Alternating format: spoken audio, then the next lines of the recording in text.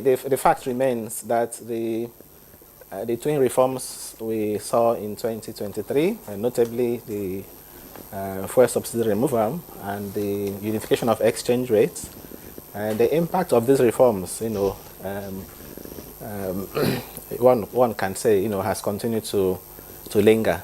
So that's why I said I like the word, reeling. So we are still reeling from the impact of those reforms. And the reality is that they are not going to disappear overnight.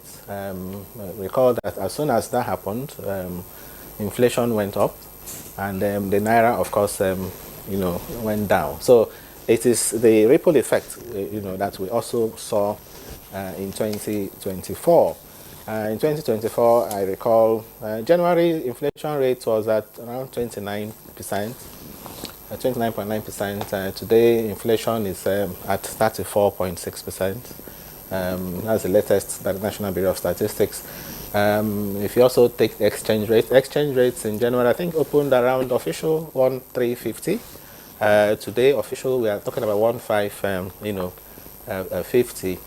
And then you can also, say generally that 2024 was indeed, a difficult year for many Nigerians, and that's as a result of, as I said earlier on, the lingering impact of those reforms. But of course, we also had the if you like, the sunny side of 2024, and that's and that goes to show that yes, we've had those if you like, the immediate reaction, immediate impact of the reforms, but there is a promise, or there is a ray of hope that with time they will ease off, and one is beginning to see those signs, beginning with even improvement in the GDP numbers. GDP, you can see steady growth in GDP.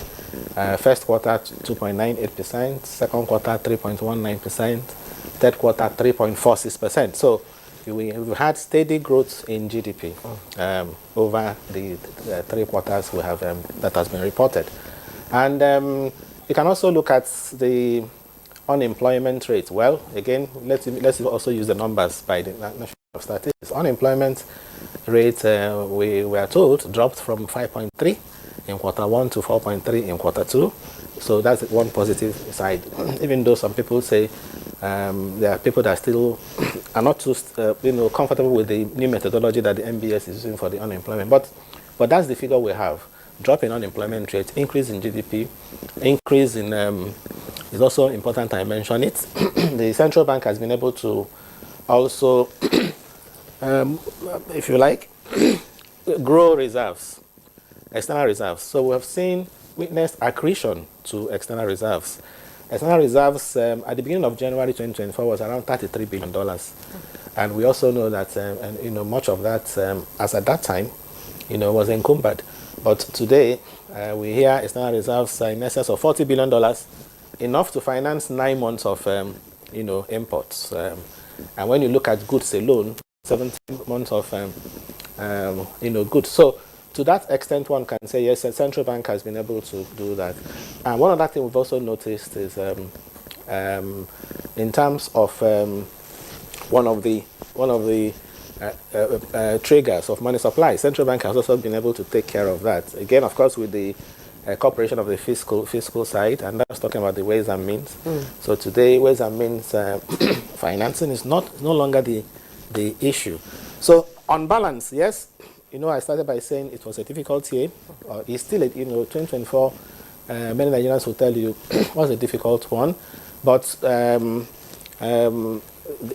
are signs that, with time, as we go into 2025, we're going to be beginning to see some, improvements, no doubt. And I can't end this opening without mentioning what the central bank, has also done in terms of monetary policy. We saw an aggressive monetary policy stance by the central bank beginning in February. Remember, in February, central bank jacked up the monetary policy rate by as much as 400%. The following month, March, they took it up again by 200%. So between February and now, and November, central bank jacked up monetary policy rate by 875 basis points. So that's quite, an aggressive stance.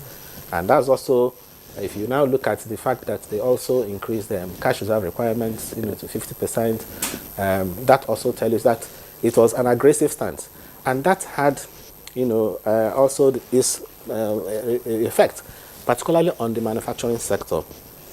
Today, the manufacturing sector is also, if you like, groaning from such, rate hikes, such that we hear today that the manufacturing sector is carrying accumulated inventory, unsold inventory of 1.2 billion naira. Okay, we also saw very high rate of increase in the cost of power, particularly for the manufacturing sector. So manufacturing sector hasn't really found it easy, and that is also reflected in the GDP number for manufacturing. If you notice, the manufacturing GDP has been declining from quarter 1, quarter 2, quarter 3. In quarter 3, manufacturing GDP declined to 0.9%. Agri sector too, okay, has also not been doing too well, all right, in 2024. But as I said, there is hope, that in the nearest future, some of these things, will ease off. Why I'm saying that is because the central bank, if you look at the pace of the tightening, okay, it has tended to decrease. The last one we saw was just 0.25%, suggesting that by next year, central bank may completely pause rate hikes, and we also begin to see maybe inflation moderating in 2025, which is why the budget, for example, is basing its assuming that inflation will come in next year on the average at 15%, below what we targeted in 2024. So overall, a difficult year, but there is sign that things will improve going forward. Nigerians are